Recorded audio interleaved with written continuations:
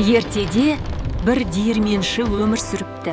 Күндердің бір күні өмірден өтер шағында 3 ұлына бар мұрасын қалдырыпты.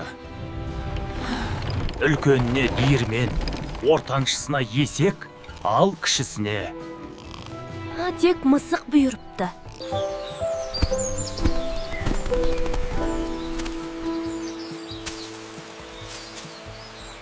Енді не істеймін? Ағаларым жақсы өмір сүреді. Ал менше, мүмкін, сені жеп теріңнен қолғап тігермін. Сол кезде мысық кенеттен тіл қатты. Қайғырмаңыз, қожайын. Маған бір қаппен бір жіп етік беріңіз. Сонда сіздің жолыңыз өзгереді. Жігіт оның айтқанын орындады. Енді бәрі өзгереді. Ал оның алдында жұмбақ орман күтіп тұрды.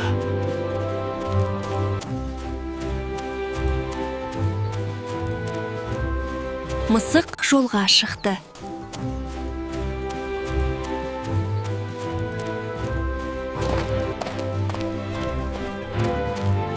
Етік киген мысық жолға шықты. Ол асықпады. Бәрін бақылап жүрді. Оның өз ойлағаны бар еді. Анау қоян ба? Маған оны қалай болса да ұстап алу керек. Оны жай ұстай алмаймын. Айла керек.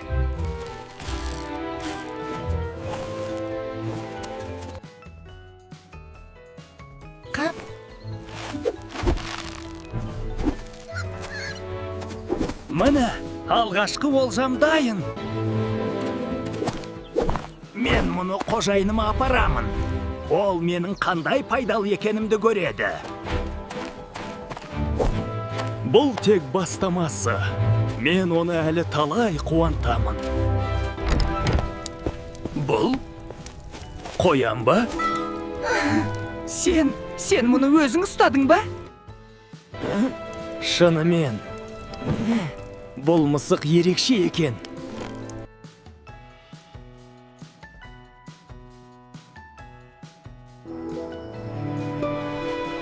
Бұл тек бастамасы. Алда әлі көп жолдар күтіп тұр.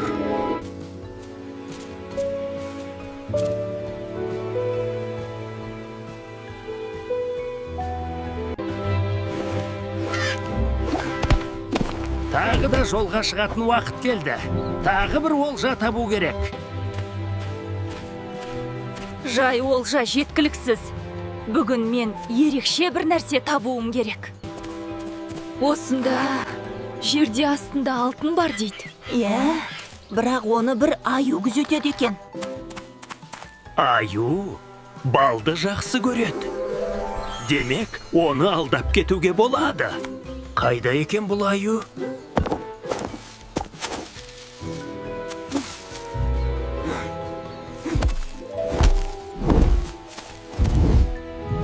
Міне, таптым. Аю, ол балды жақсы көретінін білеміз. Онда іске көшейік.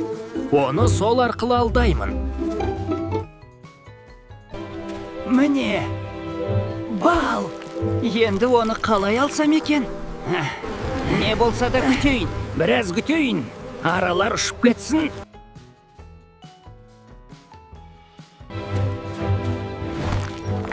Тамаша. Балды алдым, енді аюды алдаймын. Тек бәрі дұрыс болса екен. Сәлеметсіз бе, аю мырзар? Сізге кішкентай сыйлығым бар. Бұл бал ма? Сен мұны қайдан алдың?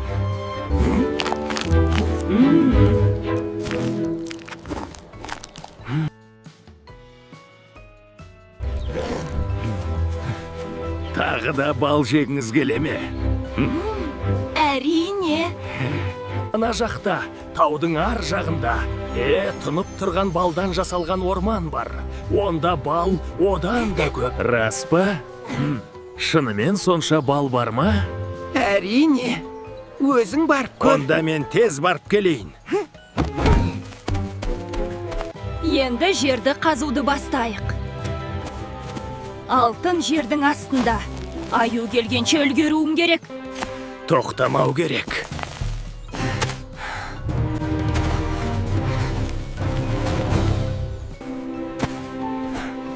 Тағы аз қалды.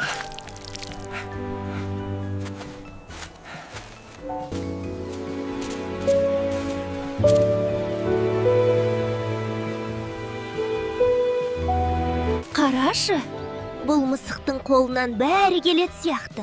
мүмкін ол шынымен байып кетер. Тапқан сияқтымын.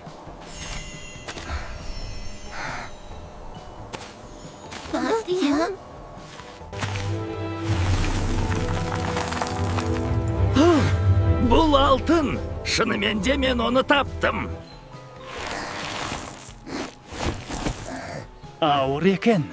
Бүгінгі олжам керемет. Енді Аю, жанымды шығармай тұрғанда тез кету керек.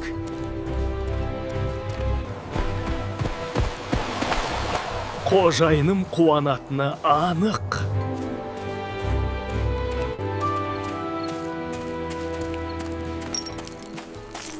Міне, жеттім ауылға.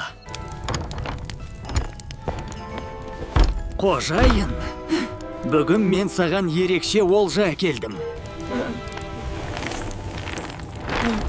Бұл алтын ба? Сен мұны қалай таптың? Бұл мысық Менің өмірімдегі ең үлкен бақыт болып шықты. кеше жақсы болды. Бірақ бұл тек бастамасы. Бүгін тағы жолға шығуым керек. Мен қожайыныма одан да жақсы өмір сыйлауым керек. Естідің бе? Патша қызын тұрмысқа бермекші екен. Бірақ лайықты адам таба алмай жүр. Менің қожайыным. Дәл сол лайықты адам. Ол ханшайымға лайық.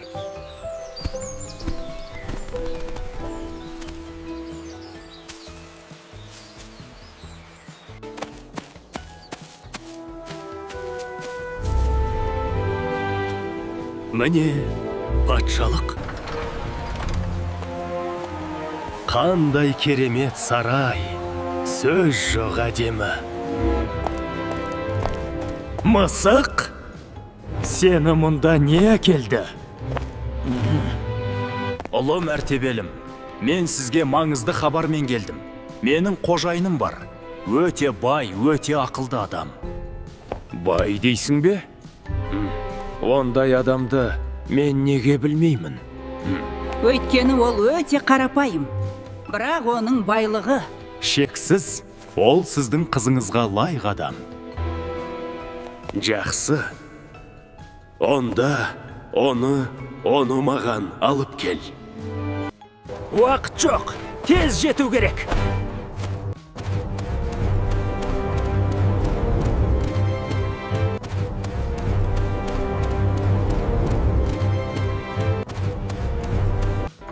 Қожайын, мен сізге ханшайым таптым. Сіз оған үйленуіңіз керек. Сіз соған лайықсыз. Жоқ, мен оған лайық емеспін. Мен жай ғана қарапайым адаммын. Сіз өзіңіз ойлағаннан да мықтысыз. Мен бәрін ұйымдастырамын. Сеніңіз. Жақсы. Міне. Енді мүлде басқа адамсыз.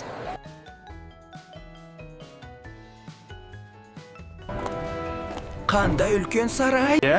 Маған да ерекше болып көрініп тұр. Жүр. Ұлы мәртебелім, мен сізге қожайынымды алып келдім. Сәлеметсіз бе, ұлы мәртебелім? Қош келдің, жас жігіт. Айтшы, сен кімсің? Немен айналысасың? Және сенде менің қызымды қамтамасыз ететін жағдай бар ма? Мен өз шаруашылығыммен айналысамын. Өмір сүруге жеткілікті қаражатым бар. Мен сіздің қызыңызды бақытты өмірмен қамтамасыз ете аламын. Және мен оны әрқашан құрметтеп, жақсы көретін боламын. Сен өте шынайы екенсің. Бұл сирек кездесетін қасиет. Сен менің қызыма лайықты жас жігітсің.